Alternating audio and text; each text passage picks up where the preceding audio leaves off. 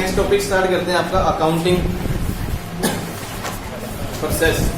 Account का process start करने जा रहे हैं कि अकाउंटिंग के लिए इंट्रोडक्शन तो सबने पहले ही कर दी। अकाउंटिंग क्या होती है, कोई डेफिनेशन बताने वाला हो तो भाई अकाउंटिंग की डेफिनेशन क्या है? हाँ जी, अकाउंट्स की डेफिनेशन, अकाउंटिंग की डेफिनेशन, अकाउंट का प्रोसेस हमने पढ़ना है। रूल क्या है अकाउंट्स के, जर्नल लेजर सब कुछ आएगा।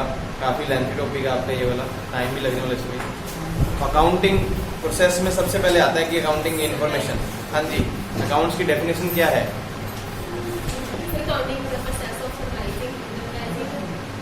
Accounting is the process of recording, classifying, identifying, आगे summarising the all business transaction in a systematic manner so that the further accounts can be prepared, ताकि आगे वाले अकाउंट जो है बनाए जा सके। अकाउंटिंग प्रोसेस के बारे में सबसे पहले जब स्टार्ट करते हैं तो सबसे पहले हमारे पास आता है कि rule of debit and credit. Debit and credit का रूल हमें आना चाहिए भी किस हिसाब से चलते हैं। रूल्स में सबसे पहले इन्होंने आपके पास एसेट्स के बारे में बताया है। अगर एसेट्स आपके पास आ रही हैं, बढ़ रही हैं, तो हम डेबिट करते हैं। एसेट्स कम हो रही हैं तो क्रेडिट करते हैं। हम इस तरह से लिख सकते हैं, डेबिट क्रेडिट। ठीक है भी, क्लियर इस चीज में। अगर एसेट्स के बारे में बात करेंगे, सबसे पहले एसेट्स में एसेट्स अगर इंक्रीज हो रही हैं तो यहाँ पे प्लस लगाते हैं, अगर कम हो रही है तो माइनस लगाते हैं। किसी बंदे को कोई डाउट हो इसमें, क्योंकि जब हमने डेबिट एंड क्रेडिट आगे करने हैं, अकाउंट्स का आपका टॉपिक चलेगा इस बुक में, तो आपको ये चीजें ध्यान में रखनी होंगी भी एसेट्स जो हमारे पास आ रही हैं, जो बढ़ रही हैं, तो वो हमेशा डेबिट साइड में आती हैं। अगर कम हो रही हैं तो क्रेडिट साइड में जाती है। फिर बात की जाती है लायबिलिटी की। लायबिलिटी क्या होती है? लायबिलिटी होती है other fund being used in the business. जब हम किसी और का पैसा बिजनेस में यूज कर रहे हैं, अगर ये लायबिलिटी हमारी कम हो रही है तो हमेशा डेबिट साइड में आती हैं। अगर बढ़ रही हैं, क्रेडिट का मतलब तो देना, बढ़ रही है तो प्लस करेंगे, जिस बंदे के पैसे देने तो प्लस हो जाएंगे वो। ठीक है। फिर हमारे पास आता है ओनर इक्विटी। ओनर इक्विटी समझते हो? ओनर जो बंदा पैसा बिजनेस में लगाता है वो होती है ओनर इक्विटी। अगर बंदे ने बिजनेस में पैसे लगाए हैं, अगर वो हमसे पैसे लेके जा रहा तो हम क्या करेंगे? डेबिट करेंगे। जो बंदा पैसे लेके जा रहा है तो माइनस ही करेंगे, क्योंकि उसकी ड्राइंग होती है। अगर उसके पैसे बढ़ रहे हैं बिजनेस में, प्लस क्रेडिट साइड में करके जाएंगे। 3 रूल हम वैसे सिंपल से वर्ड में बात करें, 3 रूल भी हैं इसके। फर्स्ट रूल है, बुक में शायद नहीं क्लियर, इसको हटाता हूँ। अगर अकाउंट्स के रूल क्लियर करने हैं, ये 3 रूल जिसको समझ में आ गए वो सारे काम खत्म कर देगा। फर्स्ट रूल हमारे पास, debit the receiver and credit the giver. जब भी कोई ट्रांजैक्शन आपको बिजनेस में बोली जाएगी, कोई भी एंट्री बोली जा रही है, उसमें देख लीजिए कोई लेने देने वाला है तो लेने वाला होगा तो डेबिट, देने वाला होगा तो क्रेडिट। डेबिट को हम शॉर्ट फॉर्म में इस तरह से डिनोट कर सकते हैं, इसको हम CR लिख के भी नोट कर सकते हैं। अभी आपको बोला जाए कि Ram ₹500 paid to the Shyam, अभी क्या एंट्री पोस्ट करने वाले भाई? राम ने 500 रुपये शाम को दिए, क्या एंट्री पोस्ट करें? पैसे लेने वाला कौन है, देने वाला कौन है? राम पर्सन कौन है? देने वाला है। लेने वाला कौन है? जो पर्सन लेने वाला वो कहाँ जाएगा? डेबिट में। हम लिख देंगे शाम का। राम पर्सन देने वाला है, हम सिंपल वर्ड में अभी 2 के साथ नहीं चल रहे, हम सिंपल वर्ड में देखते हैं। ये पर्सन डेबिट में शाम है, राम देने वाला, सॉरी शाम लेने वाला है, राम हो देने वाला है। तो इस तरह से एंट्रियां ही सारी क्लियर होती हैं। आपने बैंक में 5000 रुपये जमा करवाए, ऐसे लिखा है ना, cash deposit into SBI bank ₹5000। 5000 रुपये आपने SBI बैंक में पैसा जमा करवाए। अभी लेने वाला और देने वाला कौन हो गया? बैंक पैसे लेने वाला हो गया, क्योंकि आप जमा करवा रहे हैं, आपके पैसे एक्सेप्ट करेगा बैंक, आप देने वाले हो। तो डेबिट में क्या लिखेंगे? बैंक का नाम आएगा। क्रेडिट में हम पैसे देने वाले हैं, कैश आ जाएगा कि हम लोग पैसे दे रहे हैं। तो ये चीज़ें आपको इसी से ही क्लियर करनी है कि अगर ये रूल में क्लियर हो जाए डेबिट क्या है क्रेडिट क्या है, फिर कहीं पर भी कोई उलझन नहीं आने वाली, क्योंकि हम लोग पहले ही अकाउंट्स बेस में आए हुए हैं तो सारी चीज़ें क्लियर भी होंगी।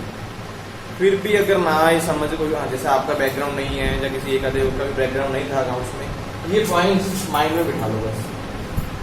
जब भी कोई ट्रांजैक्शन बोली जाएगी अगर ये चीज़ को सोच लोगे कौन लेने वाला कौन देने वाला, इजीली बेस पे डेबिट एंड क्रेडिट हो जाएगा।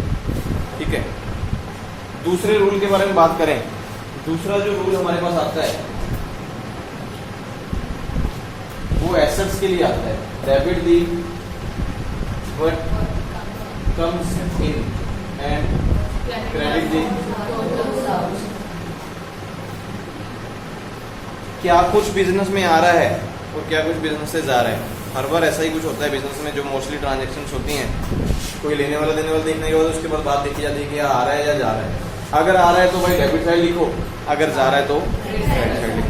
बहुत सिंपल सा है, इसमें कभी कोई डाउट नहीं होने वाली। वैसे कई बार बंदा उलझ जाता है, पता नहीं क्या होगा। जब भी कोई चीज़ आपको एंटर लिख के दी जाएगी, अगर मीनिंग क्लियर हो गया तो फिर कहीं उलझन नहीं आती। बहुत सारे लोग ऐसे ही उलझ जाते हैं कि क्या लिखा हुआ उसका मीनिंग क्या बनेगा। सबसे पहले तो जरूरी है कि आपको मीनिंग क्लियर हो जाए, क्योंकि जब मान लो किसी कंपनी में काम करोगे वहाँ पर आपको लिखा हुआ कुछ तो देने वाले नहीं है, मोस्टली तो बोल के ही बताएंगे, फिर तो डेबिट एंड क्रेडिट क्लियर हो जाएगा। जब आपके पास इनवॉइस आएंगे या इनवॉइस आप भेजोगे, जब इनवॉइस आपके पास आ रहे हैं तो मतलब क्या है, कोई सामान आपके पास आया है, सिंपल सी बात है, उसको डेबिट में ही करोगे। अगर आप किसी को इनवॉइस बना के दे रहे हो, कोई सामान किसी को भेज रहे हो तो क्रेडिट में चला जाएगा। ऐसे ही होते हैं, एसेट्स आ रही हैं तो डेबिट, एसेट्स जा रही हैं तो क्रेडिट। लास्ट जो एक आपके पास रूल आता है वो आपके पास है debit the all expensive and जितने भी कंपनी के खर्चे हैं या फिर जब कंपनी को किसी प्रकार का लॉस हुआ है उसको डेबिट साइड में लिखा जाता है। Debit the all incomes and या फिर प्रॉफिट्स भी हम बोल सकते हैं। कंपनी को जितने प्रकार की इनकम होगी हमेशा क्रेडिट साइड में लिखी जाएगी। कहीं से कोई प्रॉफिट हुआ है तो वो क्रेडिट साइड में लिखा जाता है। कोई डाउट तीनों चीज़ों में किसी को लगता हो तो थोड़ा सा इसमें प्रैक्टिस करने की जरूरत है, तो आप इजीली बेस में डेबिट एंड क्रेडिट सीख सकते हैं। सिर्फ 3 रूल, 3 बार क्रेडिट देखना है, 3 बार डेबिट देखना है, डेबिट में क्या क्या आता है और 3 बार में क्रेडिट में क्या। सिंपल से वर्ड में हमने पीछे जैसे देखा कि आपके डेबिट जो हमने आपकी बुक में दिखाया हुआ है, एसेट्स डेबिट और क्रेडिट दिखाई है, प्लस हो रही है या माइनस हो रही है, लायबिलिटी प्लस या माइनस दिखाया, ओनर इक्विटी भी वैसे ही प्लस और माइनस में दिखाया है।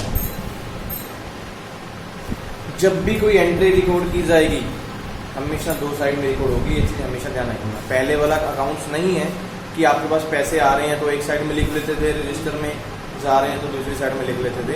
अब वो चीज़ नहीं है, अब दोनों साइड हर एक ट्रांजेक्शन का डबल इफेक्ट देखा जाएगा। इसीलिए इसको बोलते हैं double accounting system. Double accounting system में एंट्री दोनों साइड से देखकर डेबिट एंड क्रेडिट में पोस्ट की जाती है।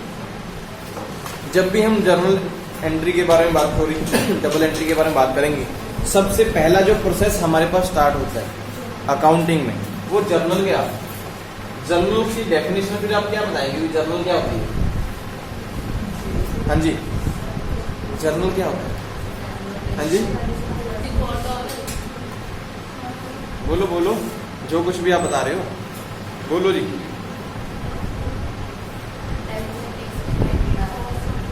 जो रेगुलर कंपनी में ट्रांजैक्शंस होती हैं, कोई भी एंट्रीज हो रही हैं, ट्रांजैक्शन का मतलब होता है एनी मॉनेटरी इवेंट, कोई भी पैसे से रिलेटेड घटना, घटना का मतलब हम बोले काम। जब भी कोई कंपनी में पैसे से रिलेटेड कोई भी काम होगा, जब आप उसको बुक में रिकॉर्ड करोगे, ledger is journal is the first book where the all business transaction recorded in a systematic manner. एक सिस्टमेटिक मैनर में जब हम फर्स्ट बुक है कंपनी की जिसमें हम सारी एंट्री को पोस्ट करते हैं, सिर्फ पैसे से रिलेटेड। वो आपकी पैसे वाली भी हो सकती है या फिर उधार वाली भी हो सकती है एंट्री, दोनों एंट्रीज को रिकॉर्ड किया जाता है। जर्नल का परफॉर्मा आपको बनाने के लिए बोला जा सकता है, पेपर में भी जर्नल का परफॉर्मा क्या होता है। सबसे पहले जर्नल की जब एंट्री बनेगी पार्टिकुलर्स, लेजर फोलियो, इसमें हमेशा डेबिट अमाउंट, हमें एक रूल ही फॉलो करना। आपको जर्नल के लिए क्वेश्चन आ सकता है, जर्नल क्या है, डेफिनेशन मैंने आपको सिंपल वर्ड में बता दी। आपको उसका परफॉर्मा बना के उसको डिफाइन करना होगा। सबसे पहले लिखना होगा डेट। डेट क्या होती है? Date is that where one transaction is occurred. जिस तारीख को कोई भी ट्रांजेक्शन ओक्यूर्ड हुई थी उस तारीख की हम डेट इसमें नोट करते हैं। Particular specification regarding the entry, जो भी हमने एंट्री पोस्ट की है उसकी स्पेसिफिकेशन होती है। पार्टिकुलर्स तो वही होते हैं, डेबिट में क्या आना है, क्रेडिट में क्या आता है, उस एंट्री को हम डिफाइन करते हैं। इसी जब भी कोई एंट्री पोस्ट करेंगे यहाँ पे नरेशन जरूर पोस्ट की जाती है ताकि बंदा उस नरेशन से भी समझ सकते हैं। नरेशन आपके अपने वर्ड होते हैं किसी भी एंट्री को समझाने के लिए। जब भी कोई नरेशन स्टार्ट होगी तो बीइंग से ही स्टार्ट होगा, ये क्लियर हो जाएगा। उसके बाद लेजर फोलियो, LF का meaning ledger folio. Ledger folio आपका लेजर का पेज नंबर होता है। जब आप जर्नल वाली एंट्री लेजर में पोस्ट करते हो तो उसका पेज नंबर हमें जर्नल कॉपी के ऊपर लिखना होता है ताकि फर्दर फ्यूचर में जाके हमने देखना हो कि एंट्री हमने लेजर में कितने नंबर पेज में पोस्ट की है, तो वहां पर आप देख सकते हैं। डेबिट एंड क्रेडिट अमाउंट, जो भी आपकी जनरल एंट्री में जो चीज डेबिट अमाउंट थी वो डेबिट में पोस्ट कर दी जाती है, जो क्रेडिट में होती है वो क्रेडिट में सेम ही पोस्ट कर देते हैं। जिस चीज के बारे में हमें पता होता है, अगर कुछ आया तो डेबिट में गया तो क्रेडिट में है। अगर हमारे पास कोई लेने वाला तो डेबिट में है, देने वाला तो वो क्रेडिट में। खर्चे हैं तो डेबिट में, इनकम है तो क्रेडिट। ये आपका जर्नल का एक परफॉर्मा है जिस बेस पे आपको जर्नल की एंट्री बनानी होती है। बहुत सिंपल से बेस पे आपके पास इन्होंने एंट्री कुछ दिखाई है। Analysis of A business transaction in A journal. अगर कुछ एंट्रीज होगा तो जर्नल में एनालिसिस करना हो। सबसे पहले एंट्री उन्होंने बताई है purchase furniture in cash. Cash में हमने फर्नीचर को परचेज किया। अभी परचेज करने का मीनिंग क्या होता है? खरीदना। जब हम कुछ खरीद रहे हैं हमारे पास आएगा या जाएगा? आएगा। जो चीज आ रही है तो हम उसको क्या करेंगे? ऐसे लिखेंगे। अभी तारीख तो हमें पता ही नहीं भी क्या तारीख उन्होंने बताई, सिंपल से एंट्री बता दी कि परचेज फर्नीचर इन कैश। तो मैं क्या करूंगा? Furniture account to cash account. हमने कैश में सामान खरीदा, जो फर्नीचर की अमाउंट है, मान लो 500 रुपए का फर्नीचर खरीदा, कैश में चलेगी। नरेशन में हम लिख देंगे being furniture purchase in cash, वो एंट्री क्लियर हो जाए। आप एंट्री को इस तरह से क्लियर कर सकते हैं। दूसरी एंट्री आपको बता रहे हैं मशीनरी सोल्ड इन कैश। आपके पास मशीनरी है, उसको सोल्ड कर रहे हो। सेल सोल्ड पता हो ना? सेल सोल्ड कोल्ड, कोल्ड होता है कि सोल्ड सोल्ड ही होता है। कोल्ड का मतलब ठंड होती है भाई, मशीनरी को ठंड लगे, ठीक है। तो मशीनरी आपने बेची है भाई, उसकी डेबिट एंड क्रेडिट करोगे तो मशीनरी जब बेच रहे हैं तो मशीनरी जाएगी, आएगी तो नहीं आएगा क्या? तो ये एंट्री इसमें क्या हो जाता है?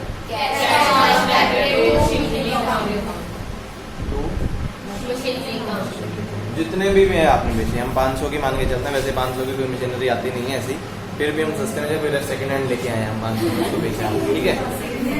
उसके बाद आपके पास एंट्री बता रहे हैं कि रेंट पेड। रेंट क्या होता है? किराया होता है। किराया भी कंपनी के लिए खर्चा होगा या इनकम होगा? जो चीज आप दे रहे हैं खर्चा है आपके पास, क्या दे रहे हैं? कैश में दे रहे हैं, ठीक है। रेंट जब कैश में दे रहे हैं तो रेंट कैश आ जाएगा। अगर रेंट के लिए आपने चेक इश्यू किया है, रेंट टू बैंक आ जाएगा, फिर वो पैसे बैंक से निकल रहे हैं आपके पास। आगे एक एंट्री दिखा रहे हैं इंटरेस्ट रिसीव। इंटरेस्ट का मतलब क्या होता है? इंटरेस्ट का मतलब ये भी होगी मुझे इंटरेस्ट है, मुझे ये चीज खानी है, ये चीज खानी है। इंटरेस्ट वैसे कंपनी की बात करेंगे, इंटरेस्ट रिसीव्ड मिल रहा है, हमें ब्याज मिल रहा है। तो ब्याज मिल रहा है तो हमारे पास क्या है? इनकम है हमारे पास। क्या आएगा? कैश आएगा। डेबिट में मैं लिख सकता हूँ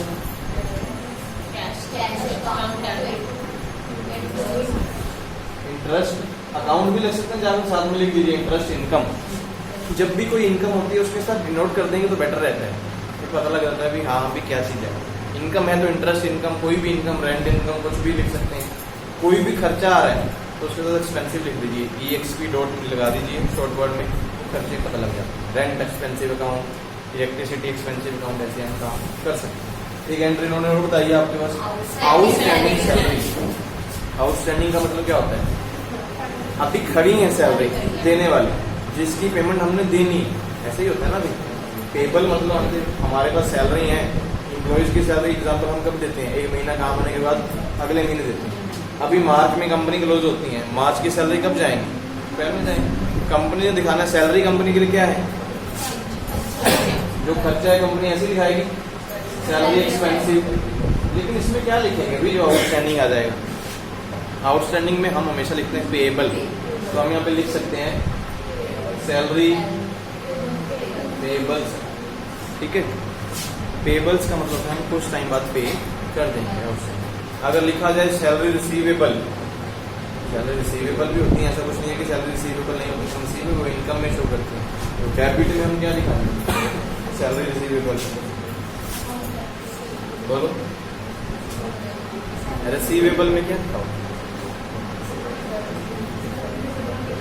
जिस बंदे से पैसे लेने हैं उसी का नाम लिखाओगे। डेबिट में लिख दोगे कि जिस बंदे से पैसे लेने, मान लो मैंने जिस बंदे से पैसे लेने हैं उसका नाम ही लिखोगे। मैं बोलूँ कि मैंने कंपनी से सैलरी लेनी है तो मैं डेबिट में लिख दूंगा कंपनी अकाउंट टू, रिसीवेबल क्या हो जाती है, इनकम हो जाएंगी हमारी, जो भी किसी से बंदे से रिसीव करने हैं आपको, जो जिस बंदे से पैसे लेने हैं वो शो करते हैं। आगे आपके पास आ रहा है पेड टू सुरेंद्र, सुरेंद्र को पेड कर दिए पैसे सुरेंद्र को दे रहे हैं, वैसे लेने वाला कौन हो गया, सुरेंद्र हो गया, देने वाले हम हो गए। तो डेबिट में सुरेंद्र, डेबिट क्रेडिट में हम पैसे दे रहे हैं तो हम कैश लिखेंगे, या बैंक में पैसे देंगे तो बैंक। बहुत सिंपल बेस पे आपकी जर्नल की एंट्रीज हो सकती है।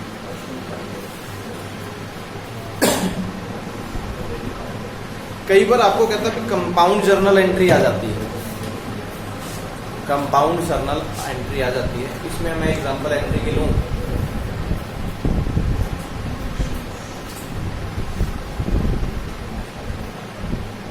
मैंने शाम को 1000 रुपये देने थे, लेकिन मैंने उसको 900 रुपये दिए, साथ में लिख दी कि फुल सेटलमेंट कर दी। फुल सेटलमेंट का मतलब कहते आपने किसी बंदे के 1000 रुपये देने हैं शाम के, और आप उसको फुल सेटलमेंट कर रहे हो 900 रुपये देके, तो मतलब क्या हुआ भाई, 1000 रुपये देने थे, 900 दिए, 100 रुपये मेरे को बच गए। वो मेरी डबल एंड कंपाउंड एंट्री होगी ना, एक ही एंट्री में दो चीजें क्लियर होगी। 1000 रुपये देने थे, दिए 900, 100 रुपये भी खत्म करने हैं क्योंकि फुल सेटलमेंट है, उसका हमें इनकम होगी। ऐसी एंट्री को हम कंपाउंड एंट्री बोलते हैं, जब हमारे पास डबल एंट्री हो जाती है। तो हम एंट्री पोस्ट क्या करने वाले हैं, जो पर्सन पैसे जिसको देने हैं, शाम को 1000 रुपये देने हैं, मैं कहता हूँ कि फुल सेटलमेंट करो। फुल सेटलमेंट में आप ऐसे लिखोगे, शाम अकाउंट डेबिट में 1000 रुपये, नीचे क्या लिखोगे, कितने पैसे दे रहे थे, यहाँ पे मैं इधर डेबिट इधर करके दिखा रहा हूँ, ठीक है। शाम को 1000 देने थे, 900 दे दिया, फुल सेटलमेंट तो हुआ नहीं। डबल एंट्री सिस्टम में दोनों साइड बराबर आनी चाहिए, आप एक से एक चीज भी करेंगे माइनस नहीं कर सकते, फिर बराबर कर दोगे। जो चीजें कम दी हैं, मतलब पैसे आपको 100 रुपये क्या हुए हैं, बचे हैं ना, देने थे, तो क्या हो, डिस्काउंट इनकम मान सकते हैं, तो यहाँ पे 7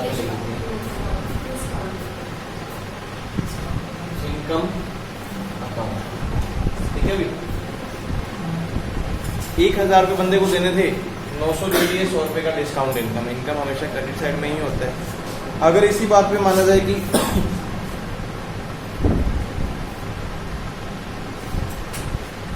cash rupees 2300 paid Ram and शाम, राम रुपीज 2000, शाम रुपीज 300।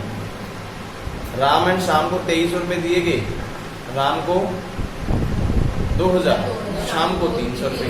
एक ही बार में एंट्री कंप्लीट करनी है, 2 एंट्रियां पोस्ट करने की जरूरत नहीं है। हम एंट्री जब किसी बंदे से क्या दे रहे हैं तो एंट्री कैसे पोस्ट करेंगे, क्या एंट्री आप उसमें दिखाने वाले हो। राम एंड शाम को आप पैसे दे रहे हो 2300 रुपये, मतलब कि आप देने वाले हो, राम एंड शाम पैसे लेने वाले हैं। तो कंपाउंड एंट्री में क्या करोगे, दोनों पर्सन के नाम लिखोगे डेबिट में, राम अकाउंट शाम को कितने पैसे देने राम को, तो हम नीचे करेंगे 2, दोनों से बराबर होगी, 2323 हो गए। अगर यही एंट्री उलट करते भी, राम और शाम से 2300 रिसीव किया, राम से 2000, शाम से 300, तो हम एंट्री क्या डालेंगे, कैश डेबिट में आ जाएगा, पूरा राम एंड शाम आ जाएंगे, वैसे ही अलग लगते। ये वाली एंट्री इधर, ये वाली एंट्री कर सकते हैं। कंपाउंड एंट्री ऐसे आपके पास कई बार बिजनेस में आ जाती है। अब एक एंट्री इन्होंने बहुत दिखाई है आपको करके, कंपनी ने 4000 रुपये का सामान खरीदा, 3000 रुपये का फर्नीचर खरीदा, एक ही एंट्री में। Company purchase 4000 goods, 3000 furniture. Raman को पेमेंट दी 2090, सैलरी 7000 रुपये और रेंट जो है 1400 रुपये कंपनी ने पे किया। अभी सारी चीज़ों में हमें देखना होगा कि कंपनी ने जो काम किया है, कंपनी के पास पैसे कोई आए हैं या गए हैं। जब परचेज कर रहे हैं तो पैसे गए हैं, फर्नीचर खरीदा पैसे गए हैं, रमन को पैसे दिए हैं पैसे गए हैं, रेंट दे रहे हैं पैसे गए हैं, उसके बाद एक सैलरी भी पे कर रहे हैं तो पैसे गए हैं। तो हम क्या कर सकते हैं भैया, सारे पैसे तो दिए गए हैं भाई, पैसे कैश में गए हैं, तो जो भी पैसा दिया हुआ टोटल करके आप क्रेडिट साइड में लिख लोगे, डेबिट साइड में सारी चीज़, परचेज में जो अमाउंट है लिख दोगे purchase account, salary account salary expensive, Raman तो रमन अकाउंट आ गया, ठीक है। हमने उसमें एंट्री हमारे पास थी फर्नीचर अकाउंट, एक एंट्री लास्ट में हमारे पास थी रेंट। तो सारी चीज़ें डेबिट में लिख के क्रेडिट में सभी का टोटल आप एक ही बार में कर सकते हैं। हाँ, अगर इकट्ठी एंट्री है, जो पैसे दिए भी हैं लिए हैं, फिर 2 एंट्री बना सकते हो, लेने वाली अलग एंट्री बना दो, लेने वाली अलग एंट्री बना सकते हो, तो बना सकते हैं इस तरह से कंपाउंड एंट्री। कहीं पर ऐसा नहीं होता कि बार बार अलग अलग एंट्रियाँ बनाओ।